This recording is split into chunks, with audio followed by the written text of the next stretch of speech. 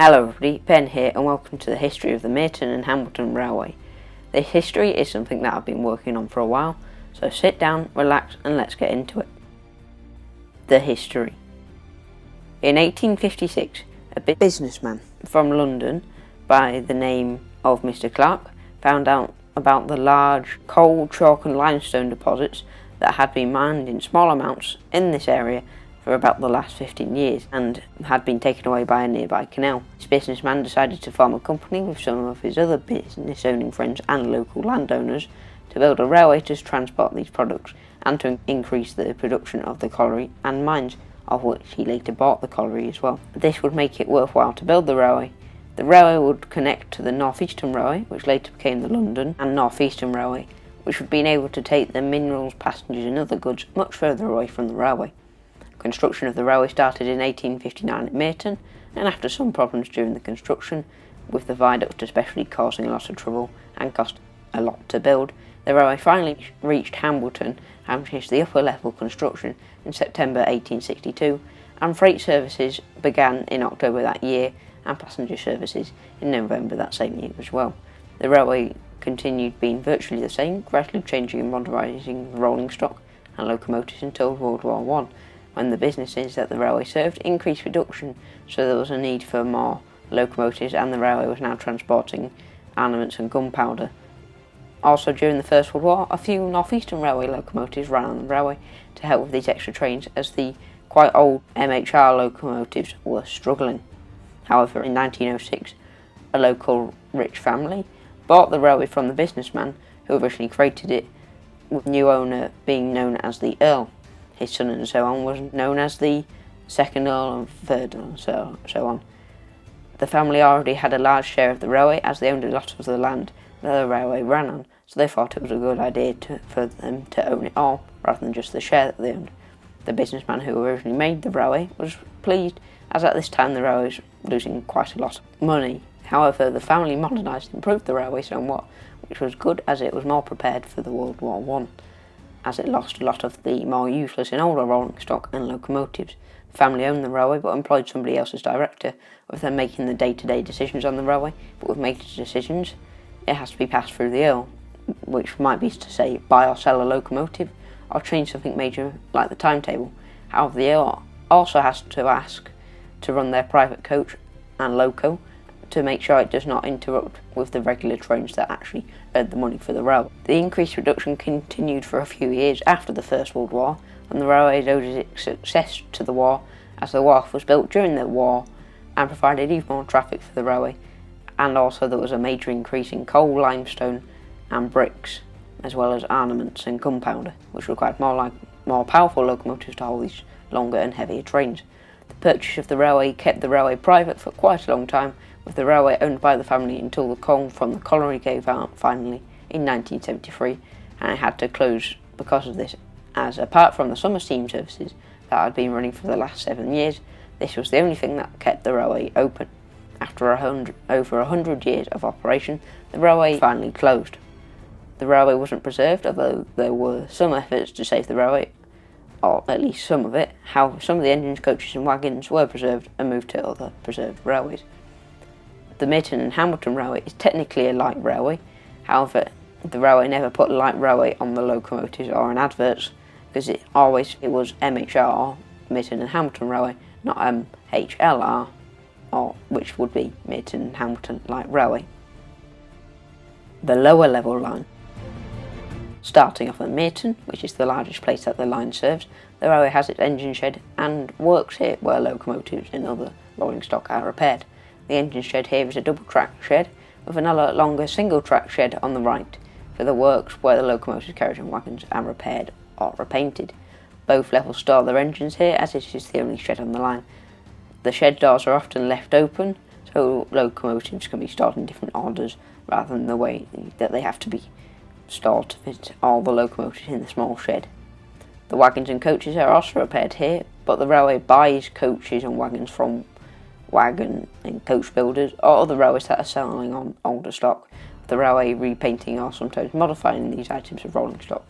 Here is also the exchange sidings with the North Eastern Railway and later the LNER, where the chalk, coal and limestone and other traffic, like bricks and general traffic, is moved between the two companies, with some LNER wagons running on the railway, like open wagons, vans, cattle wagons, brake vans, and even some locomotives during the wars.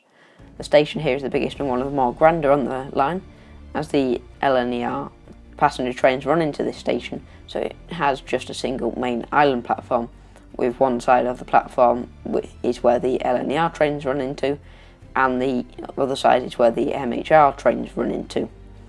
The station has an overall canopy, but also has a train shed on either side as well. The station also has a bay platform for parcel storage, or short four-wheel coach trains, or the private coach for the family, but a locomotive can often be seen stored here on occasions for use as a shed/yard shunter, or just for storage.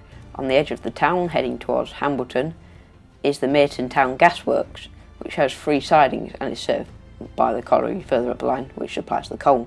The coal is delivered on dedicated trains by numbers 2 or 3, and then is shunted by the yard/station shunter. Mereton is a market town of around 3,000 people.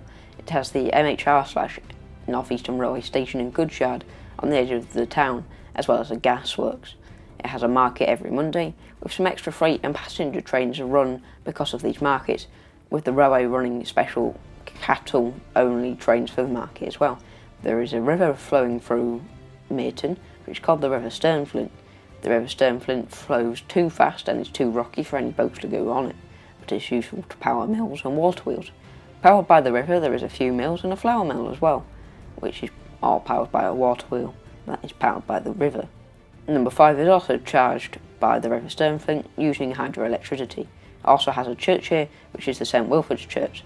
The railway runs quite close to it as it heads out of Mereton and into the countryside towards Hambleton. The town's origins date from the establishment of a Viking settlement on the banks of the River Sternflint, and archaeological investigations in Mereton have revealed extensive remains of the original Viking settlement, which have included waterlogged deposits in the core of the town, dating from the Roman period and onwards.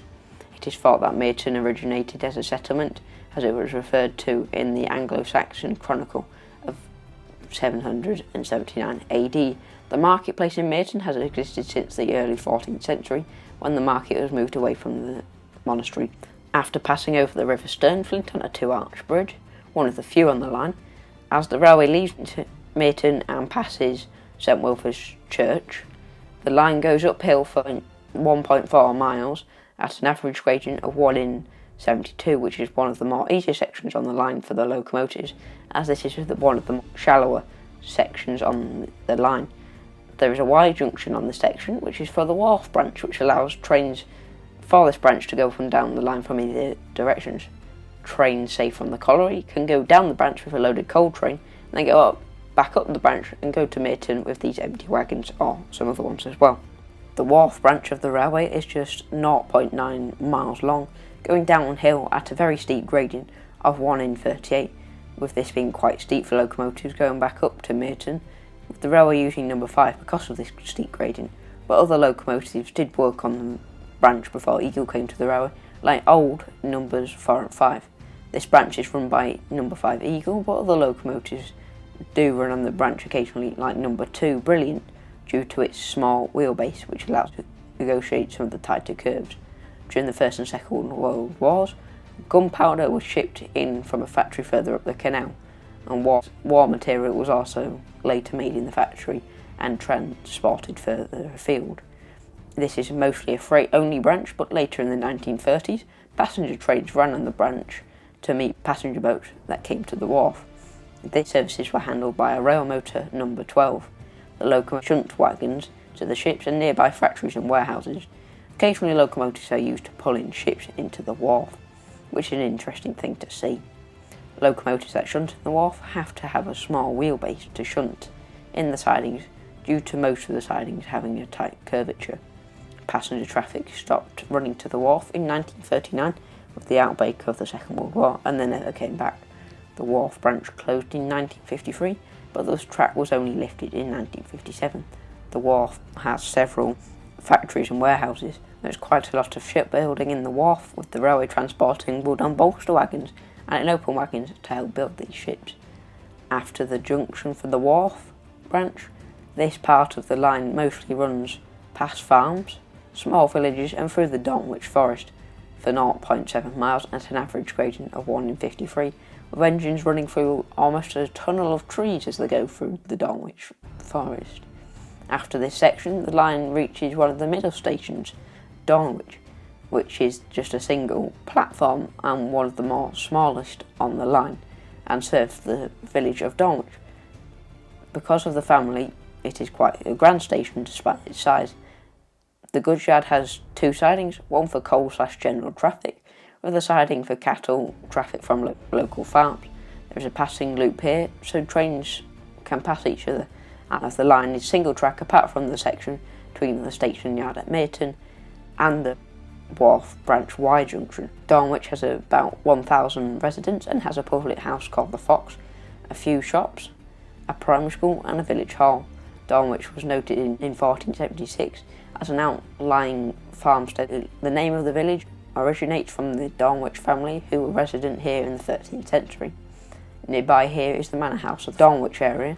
There is a lot of farms here, which is why a siding for cattle wagons is here, as the farmers bring their cattle to the cattle dock to be loaded into the wagons and taken to Mereton for the market, or to be taken further afield by the North Eastern Railway. About 500 metres down the line from Donwich, there is a siding for the small private coach, which is also used as an inspection saloon for the line. Coal is also delivered to this siding to keep the house heated. The line goes downhill slightly for 1.2 miles at an average gradient of 1 in 750 as the line passes through another wooded area before going into a 0.3 mile long tunnel, the only tunnel on the line, before going uphill again, this time at an average gradient of 1 in 33 or 3.7 miles. Engines sometimes struggle here. This hill is called by local people and engine crews simply as the hill or the big hill. After the hill, there is a 5-arch viaduct, which is a grand and impressive structure. This viaduct is known as the Waterlington Viaduct. It is also part of the railway's crest. The railway then reaches the town of Waterlington, which has a larger station than Donwich, and has 4 sidings, 1 for coal, 1 for general traffic, and 2 for the brickworks that is situated here, and also makes up a fair bit of traffic for the railway, as it supplies coal to feed the kilns, as well as taking its bricks away. There is also a passing loop which allows trains to pass here, like at Donwich. Swallington is a town of about 1,700 people and is the second largest town that the railway serves. A large employer in the Swallington area is the Swallington Brickworks Limited, which uses the railway to transport these bricks. They make their blue engineering bricks rather than the more regular red bricks made by other brickworks. The incoming product for this business is clay, and coal in open wagons, and the outgoing product being bricks in open wagons as well. The town was recorded along with the nearby hamlet of Little Fenton in the Domesday Book of 1086, with no mention of any church. However, in 1309, the establishment of the church was signed by renaming Little Fenton to Kirk Fenton. The names of Kirk Fenton and Swallington have been used to describe the village and the parish for hundreds of years, and with Swallington becoming the main name. The area was agricultural with a small brickworks until the arrival of the MHR, which resulted in the development of a larger brickworks. In 1937, RAF Swallington was built as a fighter base and later took part in the defence of northern cities and the East Coast during the Second World War, and was also later used as a pilot training base, finally closing in the 1950s. The village has a few shops and 1 public house, the White Horse Pub. The Church of St Mary on Church Street dates from the 13th century, with a 16th century tower, which is Grade 1 listed. The old vicarage on Main Street is also a listed building. After this, the line has a steep downhill section of an average gradient of 1 in 29 for 0.9 miles, which means trains can often struggle to get up this gradient going back towards Mereton if there is bad weather, or it is a heavy train, and sometimes a spare engine is stored in the small siding just before this section to bank trains, especially during the wars of the heavier trains during this period. The line then flat out a bit for 2.8 miles as it goes at an average gradient of 1 in 62 until it reaches the station of Hambleton, where the lower and upper levels meet. the lower level line as the railway goes up valley to various mines and quarries. Hambleton has a runaround loop, sidings for coal, chalk and limestone, and general freight traffic as well. Hambleton has around 1,100 residents. Hambleton also has a church as well as a factory that is served by the railway.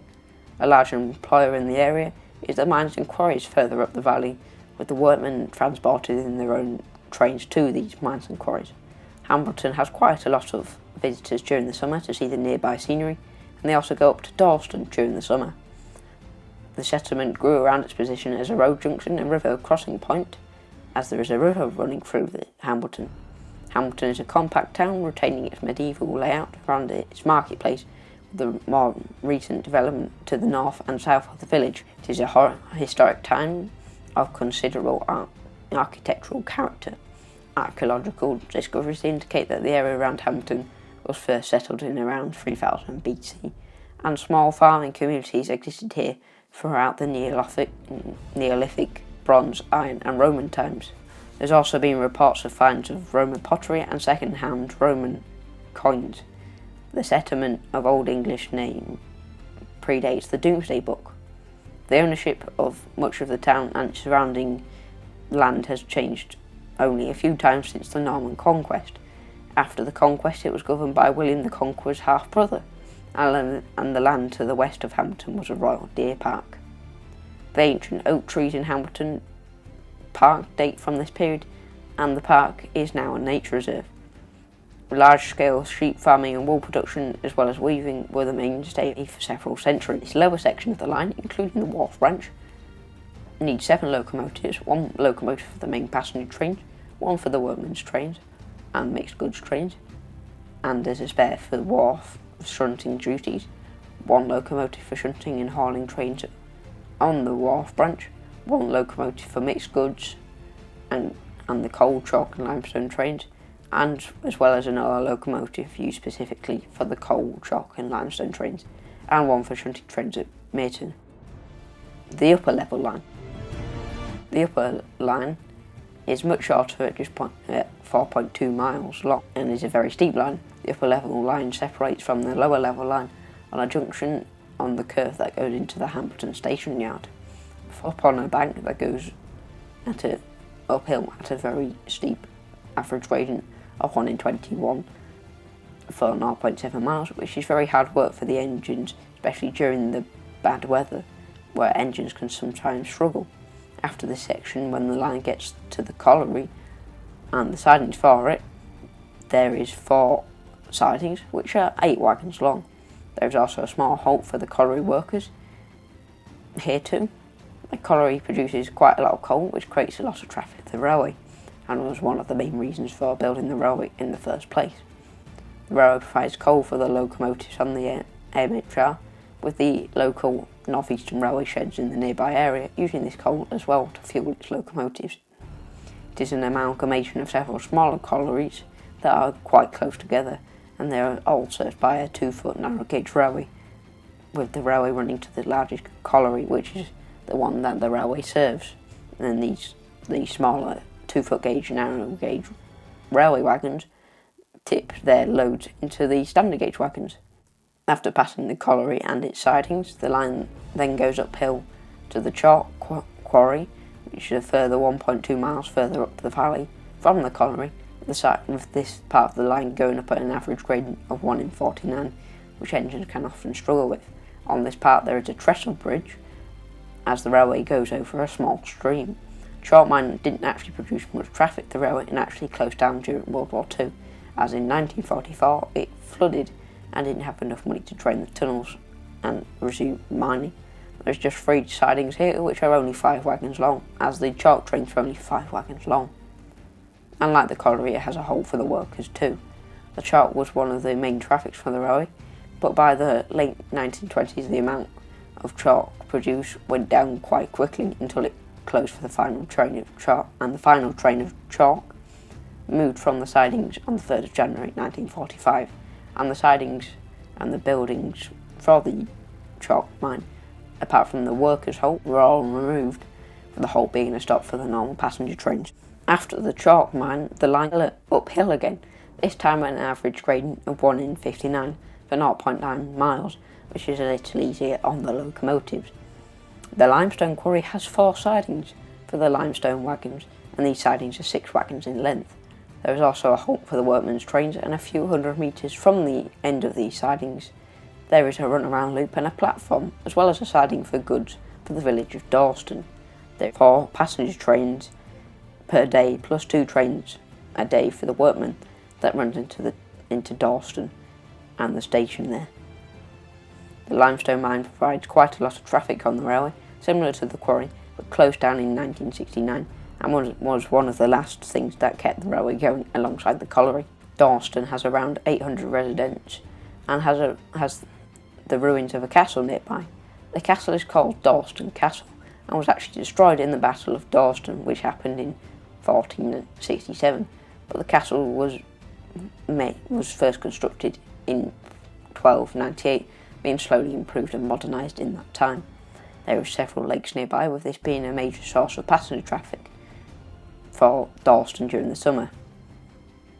In 1823, the inhabitants of the village numbered around 535. Occupants include 16 farmers, some of which were local landowners, 3 shopkeepers, 2 blacksmiths, a butcher, a bricklayer and a baker. There was also the landlords of the Swan and the Horseshoe pubs. The parish church of St John the Baptist is now a Grade 1 listed building. Other notable buildings included the old vicarage on Main Street and Villa Farm, also on the main street. This upper level section of the line needs 4 locomotives, 1 locomotive for transporting the coal, 1 locomotive used for the limestone trains, and 1 locomotive for the chalk trains, with the other locomotive used on the passenger trains and the mixed goods trains that also run on this section. The spare locomotive for this section of the line is also the spare section for the lower level line if it is needed. In the second part of this series, we'll look at all the locomotives of the Mereton and Hambleton Railway, from the opening of the railway to the closure of the railway. Thank you for watching this video by me. Please like and subscribe and leave a comment down below with some video ideas or feedback. Thank you for watching. Goodbye.